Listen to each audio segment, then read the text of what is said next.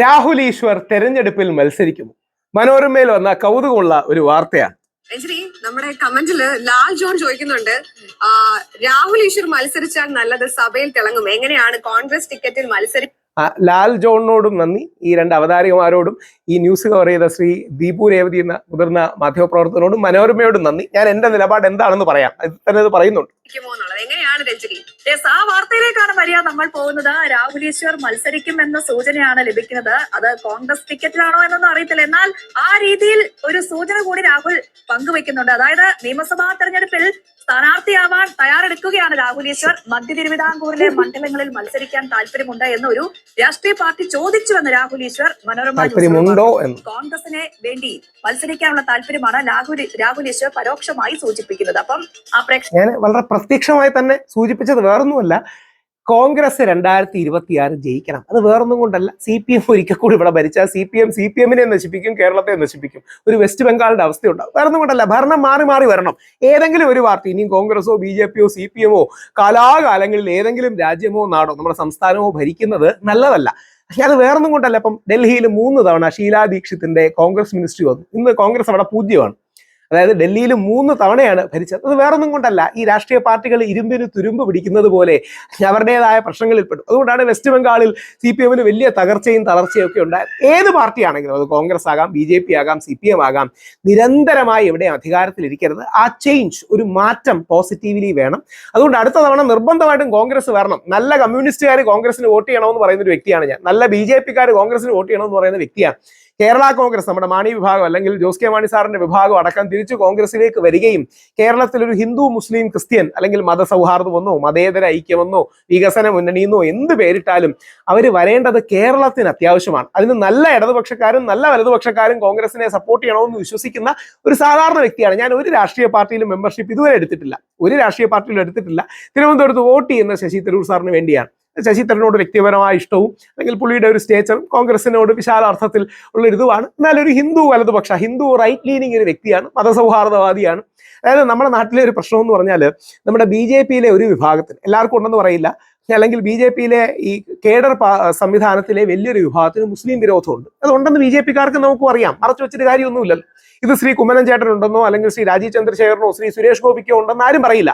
എന്നാൽ ആ വിഭാഗത്തിനിടയിൽ, പ്രത്യേകിച്ച് ഹിന്ദു കുറച്ച് കടുത്ത വലതുപക്ഷ വിഭാഗത്തിനിടയിൽ, സംഘപരിവാർ വിഭാഗങ്ങൾ ചിലർക്കിടയിൽ ഈ തീവ്ര മുസ്ലിം വിരോധമുണ്ട്, തീവ്ര ക്രിസ്ത്യൻ വിരോധമുണ്ട്. അങ്ങനെയാണ് ഈ ക്രിസ്മസ് അറ്റാക്ക് ഒക്കെ നടക്കുന്നത്, മുസ്ലിം സമുദായത്തിന് നേരെയുള്ള എതിർ നടപടികൾ നടക്കുന്നത്. CPM-ന്റെ ഒരു വിഭാഗത്തിന് ഈ ബ്രാഹ്മണ വിരോധമുണ്ട്. ബ്രാഹ്മണ വിരോധം അല്ലെങ്കിൽ പൊതുവെ സവർണ ഹിന്ദു എന്നൊക്കെ വിളിക്കുന്ന സ്പേസസിനോട് ഒരു വിരോധമുണ്ട്. കോൺഗ്രസ് ആകുമ്പോൾ എല്ലാവരെയും ചേർത്ത് നിർത്തും. പണ്ട് തൊട്ടേ ഇതാണ് മഹാത്മാഗാന്ധി ചെയ്തുകൊണ്ടിരുന്നത്. ഇതിനെ സോഷ്യൽ എഞ്ചിനീയറിംഗ് എന്ന് വിളിക്കാം, ഹാർമണൈസിംഗ് എന്ന് വിളിക്കാം, മതസൗഹാർദ്ദം എന്ന് വിളിക്കാം, മതേതര പ്ലാറ്റ്ഫോം എന്ന് വിളിക്കാം, എന്ത് പേര് വിളിച്ചാലും ഇതാണ് ബേസിക് പരിപാടി. അത് പറഞ്ഞതുപോലെ തന്നെ കോൺഗ്രസ് ടിക്കറ്റിലായിരിക്കും രാഹുൽ ഈശ്വർ മത്സരിക്കും. ഞാൻ അങ്ങനെയല്ല, ഞാൻ പറഞ്ഞത് കോൺഗ്രസ് തിരിച്ചു വരണമെന്നാണ് നല്ലത് എന്നാണ്. പുരുഷന്മാരുടെ അവകാശങ്ങൾക്ക് വേണ്ടി പോരാടുന്ന പോരാളി നിലയിലാണ് രാഹുൽ ഈശ്വർ ഇപ്പോൾ നിറഞ്ഞു നിൽക്കുന്നത്. അതെ, കറക്റ്റ്. ശരിക്കും യഥാർത്ഥത്തിൽ എൻ്റെ കയ്യിൽ ഈ മെൻസ് കമ്മീഷന്റെ ബില്ലടക്കമുള്ള സാധനങ്ങളുണ്ട്. നമ്മുടെ ദീപു രേവതി ചെയ്യുന്ന നമ്മുടെ വളരെ മികച്ചൊരു മാധ്യമപ്രവർത്തനം വന്നപ്പോൾ അദ്ദേഹത്തോട് ഞാൻ ഈ കാര്യങ്ങളെല്ലാം എടുത്താണ്. നിങ്ങൾക്ക് എന്റെ കയ്യിലും കാണാം. ഇതിന്റെ പേരിൽ അതിജീവിതയെ അധിക്ഷേപിച്ചത് കേസിൽ ജയിലിലും കടന്നു. കോൺഗ്രസ് രാഹുൽ ഈശ്വർ നിയമസഭാ തെരഞ്ഞെടുപ്പിൽ മത്സരിക്കാനുള്ള എന്റെ കയ്യിൽ ഈ പുരുഷ കമ്മീഷനെ ഹൈലൈറ്റ് ചെയ്യാനാണ് വന്നത്. ഈ ഗാന്ധിയൻ രാഷ്ട്രീയത്തോടാണ് എനിക്കിഷ്ടം. അതിന്റെ പ്രശ്നം എന്ന് പറഞ്ഞാൽ, ആ ഗാന്ധിയൻ രാഷ്ട്രീയം ഈ സെന്റർ റൈറ്റിനെയും സെന്റർ ലെഫ്റ്റിനെയും ചേർത്ത് നിർത്തിയതാണ്. കുറച്ചുകൂടെ കൃത്യമായിട്ട് പറഞ്ഞാൽ, മഹാത്മാഗാന്ധിയുടെ ലെഫ്റ്റ് ഹാൻഡ് പോലെ, സെന്റർ ലെഫ്റ്റ് പോലെയാണ് നെഹ്റുജി നിന്നിരുന്നത്. സെക്കുലർ, പ്രോഗ്രസീവ്, ലിബറൽ എന്ന് പറയുന്ന ഒരു സ്പേസ്. എന്നാൽ റൈറ്റ് ലീനിങ് സ്പേസ് ആണ് സർദാർ പട്ടേൽ കൈകാര്യം ചെയ്തിരുന്നത്. കുറച്ച് conservative, right conservative, slightly authoritarian, Hindu space, ഇങ്ങനത്തെ കാര്യങ്ങളിലാണ് ചെയ്തത്. ഇത് രണ്ടിനെയും ചേർത്ത് നിർത്തുന്ന ശരീരമായിട്ടാണ് മഹാത്മാഗാന്ധി നിലനിന്നത്. ഇന്ത്യൻ രാഷ്ട്രീയം പഠിക്കുന്ന ആർക്കും ഈ കാര്യങ്ങൾ കാണാം. ഇന്ന് BJP ആയി മാറി അന്ന് ജനസംഘത്തിന്റെ നേതാവായ ശ്യാമപ്രസാദ് മുഖർജി അടക്കം കോൺഗ്രസിൽ ചേർത്ത് നിർത്തി നെഹ്റുജിയുടെ മന്ത്രിസഭയിൽ അദ്ദേഹം മന്ത്രിയായിരുന്നു, കോമേഴ്സ് മിനിസ്റ്റർ ആയിരുന്നു എന്നാണ് എൻ്റെ ഓർമ്മ. രാജഗോപാലാചാരി, ഇന്ത്യയിലെ ആദ്യ ജെനുവിൻ റൈറ്റ് വിങ് ആയ രാജഗോപാലാചാരി, സ്വതന്ത്ര പാർട്ടി, അവരൊക്കെ കോൺഗ്രസിന്റെ ഭാഗമായിരുന്നു. മഹാത്മാഗാന്ധിയുടെ മനസാക്ഷി സൂക്ഷിപ്പുകാരനായിരുന്നു രാജഗോപാലാചാരി. അപ്പോൾ ഇതൊരു സ്പേസ് ആണ്. ഈ സ്പേസിനെ കണ്ടെയ്ൻ ചെയ്ത് നിർത്തണം. ഒരിക്കൽ ലെഫ്റ്റ് വിങ്ങുകാർ, ഇടതുപക്ഷക്കാർ കോൺഗ്രസിന്റെ വേദിയിൽ നിന്ന് വോക്കൗട്ട് ചെയ്തപ്പോൾ നെഹ്റുജിക്ക് സുഭാഷ് ചന്ദ്രബോസ് ഒരു എഴുത്തെഴുതുന്നുണ്ട്, എങ്ങനെയാണ് മഹാത്മാവിന്റെ മുമ്പിൽ നിന്ന് മഹാത്മാഗാന്ധി ഇരിക്കുമ്പോൾ അവർക്ക് വോക്കൗട്ട് ചെയ്യാൻ കഴിയുന്നത് എന്നൊക്കെ പറഞ്ഞു. 100 കാര്യങ്ങളിൽ മഹാത്മാഗാന്ധിയും സുഭാഷ് ചന്ദ്രബോസും തമ്മിൽ അഭിപ്രായ വ്യത്യാസമുണ്ട്. പക്ഷേ പരസ്പര സ്നേഹവും ഇഷ്ടവും ഒരു അച്ഛനും മകനും തമ്മിൽ ഉള്ളതുപോലെ ഇഷ്ടവും അഭിപ്രായ വ്യത്യാസവും അവരുടെ ഉണ്ടായിരുന്നു. ഇത് ഈ കുടുംബത്തിന്റെ സ്പേസ് ആണ്. കോൺഗ്രസ് ആണ് ഇന്ത്യയിലെ എല്ലാ രാഷ്ട്രീയ പാർട്ടികളുടെയും മാതാവ്, the mother of all political parties. കാര്യം എന്താ? RSS സ്ഥാപിച്ച ഡോക്ടർ ഹെഡ്ഗേവാർ, സർസംഘചാലകായിരുന്ന ഹെഡ്ഗേവാർ ജി കോൺഗ്രസിൽ പ്രവർത്തിച്ചിരുന്നതാണ്. ഗാന്ധിജിയുടെ ആഹ്വാനം കേട്ട് 1 വർഷം ജയിലിൽ കിടന്നതാണ്, അതും ഖിലാഫത്ത് പ്രസ്ഥാനത്തിന്റെ കാലത്തിനടക്കം. അല്ലെങ്കിൽ കോൺഗ്രസ് സോഷ്യലിസ്റ്റുകൾ, കോൺഗ്രസിലെ ലെഫ്റ്റ് ലീനിങ് സോഷ്യലിസ്റ്റുകളായിരുന്നു മഹാനായ EMS നമ്പൂതിരിപ്പാട് അടക്കം ഉള്ളവർ. ഈ ഒരു സെൻട്രൽ സ്പേസ് നമ്മുടെ നാട്ടിൽ വേണമെന്ന് ആഗ്രഹിക്കുന്ന വ്യക്തിയാണ്. പരസ്യമാക്കുന്നത് മഹാത്മാഗാന്ധിയുടെ പാതയിലുള്ള ഒരു ഹിന്ദു മുസ്ലിം ക്രിസ്ത്യൻ ഐക്യം വേണമെന്ന് വിശ്വസിക്കുന്ന ആളാണ്. എന്റെ രാഷ്ട്രീയമാണ് ഞാൻ പലപ്പോഴും ഇതാണ് ഇന്ത്യയുടെ രാഷ്ട്രീയം, ഹിന്ദു ക്രിസ്ത്യൻ മുസ്ലിം. എനിക്കിത് എന്ത് ചെയ്യാൻ പറ്റും? ഒരുപാട് പേര് പ്രത്യേകിച്ച് കോൺഗ്രസ് നേതാക്കൾ എന്നോട് പറയാറുണ്ട്, നീ ഇങ്ങനെ എടുത്തെടുത്ത് ഹിന്ദു ക്രിസ്ത്യൻ മുസ്ലിം എന്ന് പറയണ്ട. ഞാൻ അവരോട് പറയാം, എന്റെ സുഹൃത്തെ, അത് മഹാത്മാഗാന്ധി എഴുതി വെച്ചതല്ലേ, രാഹുൽ ഈശ്വറിന് മാറ്റാൻ പറ്റുമോ? യഥാർത്ഥത്തിൽ ഇത് ഹിന്ദു മുസ്ലിം ക്രിസ്ത്യൻ കാവി വെള്ള പച്ച ആക്കിയത് ഗാന്ധിജിയെ കൊല്ലാനുള്ള കാരണങ്ങളിൽ ഒന്നായി ഗോഡ്സെ പറയുന്നതാണ്. നമ്മുടെ രാഷ്ട്രപിതാവായ ഹിന്ദു മുസ്ലിം ഐക്യത്തിന് വേണ്ടി ജീവിച്ച ഹിന്ദു ആക്ടിവിസ്റ്റായ ഹിന്ദു സന്യാസിയായ ശ്രീരാമ ഭക്തനായ മഹാത്മാഗാന്ധിയെ കൊല്ലാൻ പറയുന്ന കാരണങ്ങളിൽ ഒന്ന് ഈ കാവി മാത്രമുള്ള പതാകയെ കാവിയും വെള്ളയും പച്ചയാക്കി എന്നുള്ളതാണ്. ഈ ബാലൻസ് ആണ്, ഹാർമണിയാണ്, മഴവില്ലഴകാണ്. എന്ത് പേര് വിളിച്ചാലും കുഴപ്പമില്ല. നിങ്ങൾക്ക് ഇതിനെ മതേതരത്വം എന്ന് വിളിക്കാം, മതസൗഹാർദ്ദം എന്ന് വിളിക്കാം, എന്താ പറയുക, വിശ്വാനവികത എന്ന് വിളിക്കാം, എന്ത് പേര് വിളിച്ചാലും കുഴപ്പമില്ല. ഇതാണ് നമ്മുടെ രാഷ്ട്രീയം, ഇതാണ് ഇന്ത്യയുടെ രാഷ്ട്രീയം, ഇതാണ് ഇന്ത്യയുടെ കൊടി, ഇതാണ് സത്യം. നമ്മുടെ ഡ്രസ്സിൽ ഇടാറുള്ളതെന്ന് ഞാൻ പറയാറുണ്ട്. അപ്പോൾ ആ ഒരു സ്പേസ് വന്നാൽ എന്നാൽ കഴിയുന്ന കോൺട്രിബ്യൂഷൻ ചെയ്യും. അതിനി മത്സരിക്കാനാണോ ബാക്കി ഏതെങ്കിലും കാര്യങ്ങൾക്കാണോ തുടങ്ങിയ കാര്യങ്ങൾ കുഴപ്പമില്ല.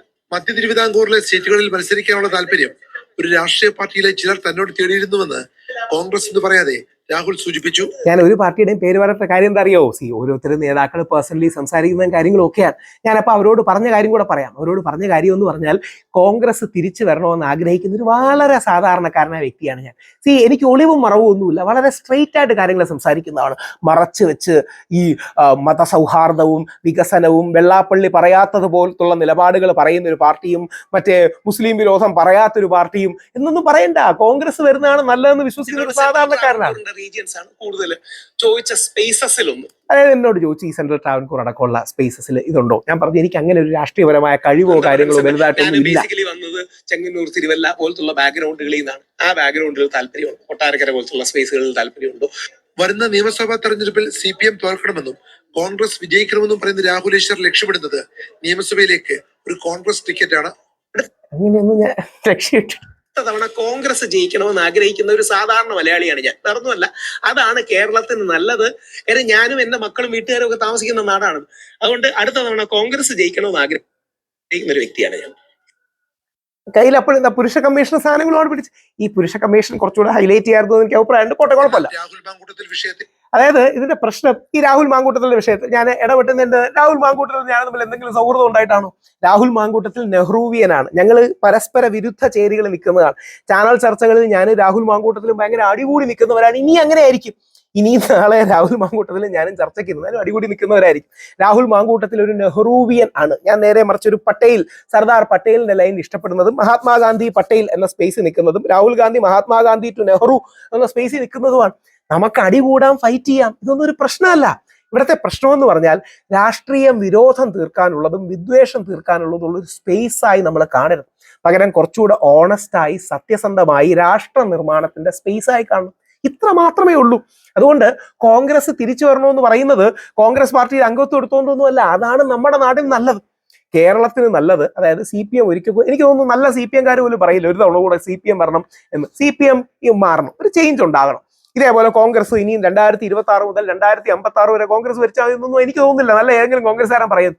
ഏതെങ്കിലും ഒരു പാർട്ടി, ഇനി BJP-ക്കാർ 12 കാലം ഈ നാട്ട് ഭരിച്ചോണമെന്നല്ല, പകരം ചേഞ്ചുകൾ ഉണ്ടാകണം. എന്നാൽ അങ്ങനെയാണ് പാർട്ടി മെഷീനറി ഇഫക്റ്റീവ് ആകുന്നത്, ഒപ്പോസിഷൻ ഇഫക്റ്റീവ് ആകുന്നത്, എതിർ സ്വരങ്ങളെ അക്കോമഡേറ്റ് ചെയ്യാൻ പറ്റുന്നത്. അതാണ് ജനാധിപത്യത്തിന്റെ സൗന്ദര്യം.